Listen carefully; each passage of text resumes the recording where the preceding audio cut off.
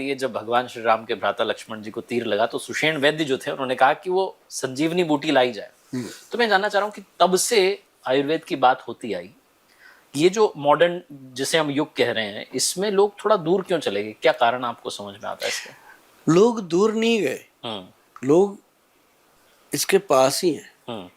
दूर जाने का एक बड़ा कारण ये हुआ कि लोग कंफ्यूज हो गए, ऑप्शन ज्यादा हो गए। ऑप्शन ज्यादा हो गए। पहले क्या होता था, गांव में बीमारी होती थी, एक वैद्य जी होते थे, सबको देखते थे। अब क्या हो गया कि एक हॉस्पिटल बनता है, उसके अंदर 26 प्रकार के डिपार्टमेंट बन गए। नाक का डॉक्टर अलग, आंख का अलग, दांत का अलग, और टांगों का अलग, घुटनों का अलग, कमर का अलग। बंदा जाए कहाँ? फिर क्या हुआ, उसको करते करते वहां पे जब देखा कि इतने डिपार्टमेंट में आदमी घूम लिया, अब वो कहता है सर पैसे नहीं बचे, मेरे पैसे खत्म हो गए, अब क्या करूं? वो कहते हैं वो कैबिन है उसमें जा, वहां एक हेल्थ इंश्योरेंस वाला बैठा होता है। सही है कि गन्ने का पूरा रस निचोड़ता। हाँ। तो ये चीजें पहले वैद्य जी होते थे, वो आधी चीजें तो घर पे ही बता देते थे। अब हम बताते हैं लोगों को। मैं कहता हूँ 80% जो चीजें हैं अपने घर पे करो, जब आप ठीक हो जाओगे तो थैंक यू भेज दो, यार गोयल को इसी चीज की जरूरत है। तो भेजते हैं लोग, अच्छा लगता है। तो कार्तिकेय जी ये है कि लोग दूर नहीं गए, लोग थोड़े से इस कारण प्रॉब्लम आ गई कि अब जॉइंट फैमिली खत्म हो गई। पहले क्या होता था, बच्चे को कोल्ड हो गया, दादी माँ उठाती थी, उसको कुछ ना कुछ तुलसी वगैरह, अदरक वगैरह उबाल के दे देती थी, बच्चा ठीक हो जाता था। या उसके विक्स विक्स मल देती थी नाक पे, छाती पे, बच्चा ठीक हो। अब क्या होता है, बच्चे को छींक भी आ जाए, फोन जाता है सीधा स्पेशलिस्ट को, अपॉइंटमेंट चाहिए। वो कहता है ये कल की तो है नहीं, वो कहता है डबल पैसे ले, मुझे तो अभी दे। तो फिर वो अपॉइंटमेंट देता है, फिर उसने 10 रिश्तेदारों को फोन करना है, चिंटू को जुकाम हो गया, मैंने फला डॉक्टर का अपॉइंटमेंट लिया, सुबह मैंने वहां जाना है। तो बताना भी है कि मैं बड़े बड़े डॉक्टरों को दिखाता हूँ। तो वो प्रॉब्लम आ रही है। अगर वो कहता है कि मैं तो जी वैद्य के पास जा रहा हूँ, तो वो कहता है तेरा दिमाग खराब है, दुनिया चांद पे पहुंच गई तो तू अभी वहीं। अरे भाई दुनिया पहुंच गई चांद पे, चांद तो वहीं है, ये वो तो नहीं गया कहीं। बड़ी बात है ना? तो मतलब अब दुनिया का अपना दिमाग है। तो ये चीजें हैं कार्तिकेय जी। आयुर्वेद जो है बहुत बड़ा खजाना है, सेहत का भी तो मैं और जिंदगी का भी। इसी पे जानना चाहता हूँ कि आयुर्वेदिक जो ट्रीटमेंट इसमें कितना समय लगता है? क्योंकि एलोपैथी में तो क्विक रिजल्ट्स मिल रहे हैं ना, तो लोग सोचते हैं कि चलो डॉक्टर साहब के पास गए, ऐसे ठीक हो गए, अभी सर दर्द की दवा ली, अभी चला गया, उसके साइड इफेक्ट्स भी हैं लेकिन क्विक रिजल्ट मिल रहा है। और आज की दुनिया सर ये रील वाली है, इनको 1 मिनट में सब देख लेना। तो ऐसे में मैं समझना चाह रहा हूँ कि ये समय वाली बात। अच्छा कार्तिकेय जी ये देखो, जो बंदा रील देख रहा है, हाँ। एक देखी थी जो 40वीं पहले देखी थी, याद भी नहीं उसको, याद नहीं है। कौन सी देखी थी? राइट। काम वो करो जो दुनिया करना चाहे आपके जैसे। ओए होए होए, मजा आ गया। ये तो कर दिखाओ कुछ ऐसा वाली बात हुई। हाँ। तो ये उसके अंदर क्या है जी कि सारी चीजें जो हैं, अगर आप कहते हो कि क्विक असर करती है, तो आयुर्वेद उससे भी ज्यादा क्विक करती है। मान लो आपको बहुत ज्यादा गले में परेशानी हो रही है, आप का गला दुख रहा है, आपको किसी के साथ प्रोग्राम करना है, आधा घंटा पहले सिर्फ सेंधा नमक लेना है। आप चाहे कितने बड़े सिंगर की बात करो, गला खराब है, उसका प्रोग्राम कैंसिल होने वाला है सवेरे, मतलब सिंपल चीज, कोई दवाई की जरूरत नहीं है। एक हनी लेना है 1 चम्मच, और आधा चम्मच सेंधा नमक जो रॉक साल्ट होता है, उसको मिक्स करके धीरे धीरे ऐसे चाट चाट के खाना है। उसके ऊपर चाय पी सकते हो या गर्म पानी। अगर चाय पीनी है तो उसको दूध निकाल दो, चीनी निकाल दो, प्लेन चाय की पत्ती को बॉईल करके पी लो। तो आप देखेंगे कि तुरंत यार आधे घंटे में बात करने के लायक हो गए। तो ऐसी बात नहीं, आयुर्वेद देर से काम वहां करता है जिसका घुटना टूटने को है, डॉक्टर कह रहा है ऑपरेशन होगा, तो वहां थोड़ी आयुर्वेद 10 मिनट में काम करेगा। तो 10 मिनट में तो फिर वहां कुछ भी नहीं काम कर रहा। राइट। तो आयुर्वेद को फिर समय चाहिए। 3 महीने में मैंने देखा जी, हमारे वैद्य हैं, उन्होंने एक काला गूंद का इजाद किया, कैप्सूल इजाद किया, उसके साथ पंचम हल्दी इजाद करी। मैं फार्मूलेशन बताऊंगा, लोग घर पे बना सकते हैं। तो वो लोगों को दिया कि पंचम हल्दी का आधा चम्मच पानी में, दूध में डालो, रात को 1 कप गर्म दूध में घोल करके 1 कैप्सूल काले गूंद का मुंह में रखो, वो दूध पी लो धीरे धीरे। और काले गूंद से बना हुआ तेल और क्रीम, तेल दिन में लगा लो, रात को क्रीम लगाओ हल्की सी। कार्तिकेय जी वो पेशेंट सुबह जब बेड से नीचे उतरता है उसको उसी समय पता चल जाता है कि यार थैंक यू गोयल साहब, कमाल हो गया आज तो, जो कल मैं दीवार पकड़ के चल रहा था बाथरूम की तरफ, ये तो मतलब बहुत सही हो गया। एकदम सही हो रहा है। तो वो जब हम उसको कहते हैं कि 3 महीने खा लो, 3 महीने के बाद उसी डॉक्टर साहब को मिलो जाके जिन्होंने ऑपरेशन को बोला था, वो खुद कहता है क्या खाया। हाँ, पूछेगा। कितने MBBS डॉक्टर मेरे पास आते हैं अपनी मदर के घुटनों का काला गूंद लेने के लिए। और क्यों? उनको मरीज बताते हैं ना, वो प्रत्यक्ष देख रहे हैं ये तो बहुत अच्छी चीज है, अब प्रत्यक्ष को प्रमाण की क्या जरूरत। बिल्कुल। तो वो जब देख लेते हैं वो कहते हैं यार बाकी चीजें गई इधर उधर, जब माँ चिल्ला रही है माँ के लिए तो यही चीज अच्छी है। तो वो फिर मतलब मेरे को कॉन्फिडेंस आता है कि आयुर्वेद में बहुत वजन है, बहुत दम है, और लोग इसको आज, अच्छा आज की डेट में कार्तिकेय जी एक बात और बड़ी है कि मैं कोरोना में मैंने काम शुरू किया था इसके ऊपर जोरदार। जब लोग मरने को थे मुझे भी था कि अब रहना तो है नहीं भाई, जितना पैसा पड़ा है लगा दो दुनिया में। मैंने ना दवाइयाँ तैयार करी, कॉलोनियों में गया, झुग्गी झोंपड़ियों में गया, ऐसी बात नहीं मैं कोठियों में भी गया, चंडीगढ़ में मैं रहता हूँ, सब में जाके गाड़ी भर लेते थे सुबह सुबह, उसके आगे लिख लेते थे कि हेल्थ ड्यूटी जा रहे हैं, तो कोई रोकता भी नहीं था। उस समय पुलिस वाले भी डरते थे, गाड़ी रोकते ही नहीं थे, रोकते भी लेते थे दूर से ही देखते थे कौन तो चलो भाई, तो लेकिन वो सेवा दी थी।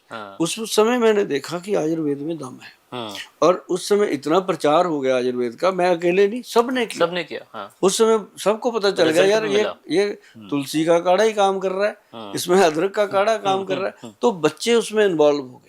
बड़ी बात ये होगी कि हमने यूथ को जागरूक कर लिया। क्या बात। अब 60 साल के ऊपर के बंदे को तो पता ही था कि ये चीजें लेनी, यूथ को नहीं पता था। अगर पता भी था वो कहता था क्या आप पुराने जमाने की बातें कर, लेकिन वो समझ गया यार हल्दी पीने से मैं तो ठीक हूँ। तो ये हमें मतलब अपने अंदर खुशी मिलती है, हम भगवान का थैंक यू करते हैं कि ये ड्यूटी उसने हमारी लगाई कि हम इस तरह का प्रचार करें कि आयुर्वेद हमारे बच्चों में हमने दोबारा से बो दिया और ये ऊपर उठ रहा है। क्या बात है। तो इस पॉडकास्ट के जरिए भी यही प्रयास हम कर रहे हैं। जी मैं आपसे जानना चाह रहा हूँ कि भी हम घुटनों के दर्द की बात कर रहे थे, बहुत लोगों को आपने उत्तर दे दिया कि घुटनों के दर्द में क्या करना है, वो फॉर्मूला आपने बता दिया। अब ये बताइए कि कैंसर जैसी जो बीमारियां हैं क्या इनका भी इलाज संभव है? हाँ, ये जरूरी बात है कि बहुत सारे लोग कैंसर के पेशेंट को मतलब असामी मान लेते हैं, डिमोटिवेट कर देते हैं असामी, कि ये पैसे कमाने की मशीन बन गया, इससे पैसा ले लो। ये गलत है।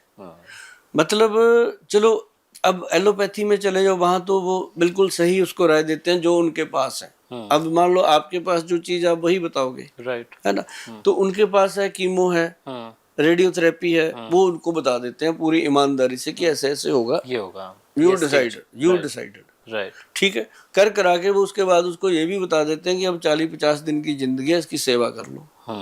वो अपनी जगह बिल्कुल सही, ठीक है, क्योंकि उनके पास जो था उन्होंने बता दिया। ठीक है। अब पेशेंट कहता है कि मैं क्या करूं, मैंने तो लाखों रुपया बर्बाद भी कर दिया, कीमो भी कराई, ये भी कराई, फिर मेरे को तो 45 दिन मिले। फिर वो हमारे जैसे वैद्यों के पास आ जाते हैं।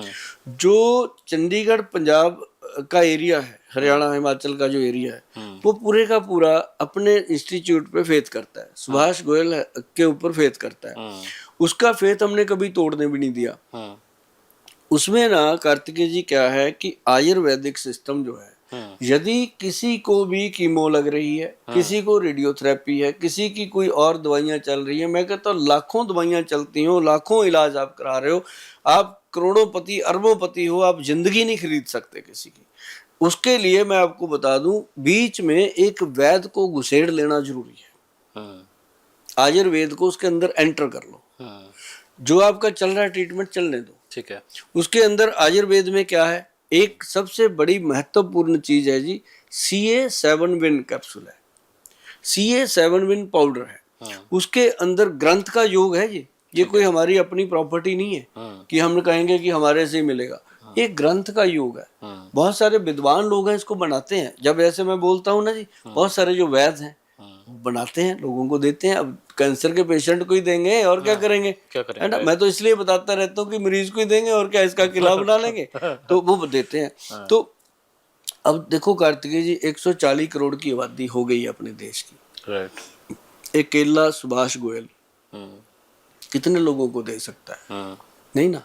मान लो 140 करोड़ में 1 करोड़ आदमी ने भी मुझे डिमांड कर दी कहाँ से आएगी? तो मैं तो भाग जाऊंगा इंडिया छोड़ के, कहाँ से दूंगा? सही है। क्यों? 1 करोड़ शीशी का मतलब है कि कितने ट्रक, हाँ है ना? सही है। मतलब इसलिए मैं नुस्खे बताता रहता हूँ कि सेवा आप कर रहे घर में बनाओ, किसी वैद्य जी की सलाह लेके बात करो कि गोयल साहब ने जो बताया था वैद्य जी बताओ, वो वैद्य जी आपकी हेल्प करेंगे। राइट। चाहे वो मेरी रिस्पेक्ट करते हुए करें, चाहे वो मेरे से खुंदक खाते हुए करें, लेकिन वो करेंगे क्योंकि उनके पास आप पहुंच गए, मैंने आपको एक वैद्य तक पहुंचा दिया। राइट। ठीक है ना जी? तो उसमें क्या है जी, एक तो व्हीट ग्रास पाउडर, एक मोरिंगा का पाउडर। जब भी कैंसर रोग के बारे में पता चलता है, ये 2 चीजें विधिवत देनी शुरू कर दो। इसके ऊपर कोई भी ऐसी औषध नहीं है जो कैंसर रोग से लड़ने की शक्ति रखती हो। ये आपको उतनी ही एनर्जी देती रहेगी। साथ में ये नॉर्मल चीज है, घर घर में पाई जाती है, किसी भी पंसारी से मिल जाएगा मोरिंगा का पाउडर, जो सहजना की फलियां होती हैं उसका, और व्हीट ग्रास, कणक के जवारे, गेहूं का जवारा, तो मिल जाता है। और एक जो मैं आपको अभी बता रहा था CA7 बिन, वो उसके अंदर है जी कैंसर गज केसरी रस। देखो कितनी बड़ी बात मैं खुलासा कर रहा हूँ, ये हजारों साल पुराने ग्रंथ में लिखा हुआ है नुस्खा। अब पहले भी इसका मतलब कैंसर तो होता ही होगा, तभी लिखा है उन्होंने। बिल्कुल सही। तो वो नुस्खा इतना कामयाब है जी, उसके अंदर हीरे की भस्म डली हुई है, सोने की भस्म डली हुई है, और उसके अंदर चांदी की भस्म डली हुई है। जितने मेरे वैद्य भाई बंधु हैं वो इस बात को जरूर मेरी को समझेंगे कि जहाँ हीरे की भस्म, जहाँ बजर भस्म डल गई, वो चीज कैंसर के रोगी के लिए फायदेमंद है। तो आपको मैं एक बात जरूर कहूंगा कि यदि किसी को कैंसर का प्रॉब्लम है तो वो जाकर के किसी अच्छे सुलझे हुए वैद्य की सलाह लें। उनको पहले ही बोल दें कि वैद्य जी हम आपसे दवाई लेने नहीं आए, आपकी सलाह लेने आए हैं, अपनी फीस ले लो, हमें बताओ।